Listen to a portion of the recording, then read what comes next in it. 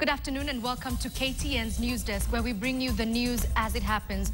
My name is Edith Kimani, and on this 6th day of January 2015, we begin at the National Social Security Fund offices, or NSSF, where the Labour Ministry sits, and various professional unions, including the Kenya National Union of Teachers, are expected to meet with Labour, Social Security and Services Cabinet Secretary Kazungu Kambi to iron out service provision in the country. Now, the meeting is coming against a backdrop of an ongoing teachers' strike and a strike threat from the Kenya Medical Practitioners and Dentists Union. KTN's Rita Tinina is following the meeting and now joins us with the very latest. So Rita, why don't we begin by telling us who exactly is in attendance?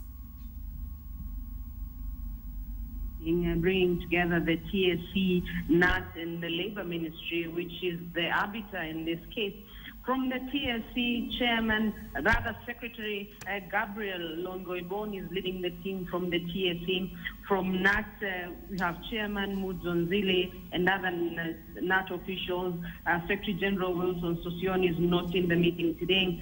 From the Labour Ministry, Cabinet Secretary Kazungu Kambi, as well as his permanent secretary, the Education Cabinet Secretary Jacob Kaimeni, as well as the PS Belio Kipsang, are also in the meeting.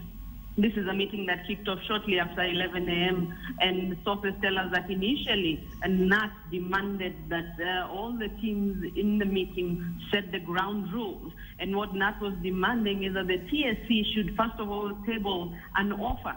And they had in mind an offer that the TSC had made in 2014, offering a 50 to 60% pay increase. And they were saying perhaps from there, then they can move on. Remember, the teachers are demanding a 300% pay increment, as well as house allowances, commuter allowances, and the review of job grades for school heads and principals. Right now, we are told that the meeting has kicked off proper. We are not sure whether they agreed on those ground rules as KNUT was demanding. But TSC previously had said that the demands by KNUT, the 300% pay increment, would be sort of a burden for the government. Already the wage bill, the annual wage bill for the teachers stands at 161 billion shillings. In terms of a percentage, that is 14.5%. Of the total, the country's total recurrent budget. And so the argument by TSC is that the demand by the KNUT, the union, is sort of unachievable at the moment. So we are waiting to hear what will come out of this meeting. We are not sure how long it will last. It is a closed-door meeting coming on the second day as a strike by the teachers enters the second day. This is a strike that kicked off yesterday despite a court order declaring the strike illegal. And it will be important for parents, for pupils, for teachers as well, to see or hear whether the meeting will manage to come up with a solution that will end the strike before it goes on too much into the school term. Remember, in 2012, the then Minister for Education, the late Mutula Kilonzo, had to review term dates after a strike disrupted learning in all schools. In 2013, teachers held a strike for over 3 weeks.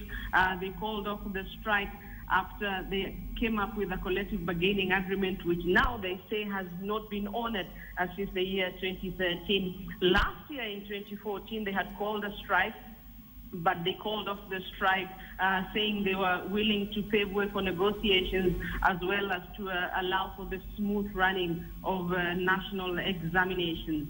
So anxious moments here at the Labour Ministry. We wait to see and hear whether Cabinet Secretary Kazungu Kambi, who is acting as the arbiter in this case, will manage to convince the union, that is KNUT, to call off the strike. That is if they come up with an offer. KNUT has insisted and maintained that the strike will go on until the government puts a good offer on the table. Edith. All right. Thank you very much, Rita Tinina, our senior reporter, following that meeting, which, as she's mentioned, could be a crucial turning point in the teacher strike that is currently ongoing. But